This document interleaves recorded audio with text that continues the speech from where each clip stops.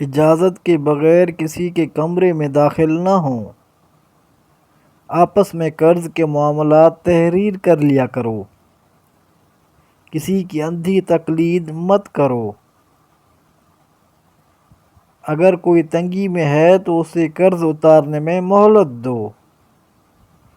سود مت کھاؤ۔ رشوت مت اختیار کرو۔ وعدوں کو پورا کرو۔ آپس میں اعتماد قائم رکھو۔ سچ اور جھوٹ کو آپس میں نہ ملاؤ۔ لوگوں کے درمیان انصاف سے فیصلہ کرو۔ بد زبانی سے بچو۔ غصے کو پی جاؤ۔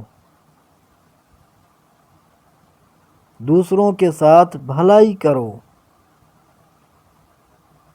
تکبر سے بچو۔ دوسروں کی غلطیاں معاف کرو۔ لوگوں سے نرمی سے بات کرو۔ اپنی آواز پست رکھو۔ دوسروں کا مذاق نہ اڑاؤ۔ والدین کا احترام اور ان کی فرما برداری کرو۔ والدین کی بے ادبی سے بچو اور ان کے سامنے اف تک نہ کہو۔ اللہ تبارک و تعالی ہمیں ان سب باتوں پر عمل کرنے کی توفیق عطا فرمائے۔ آمین۔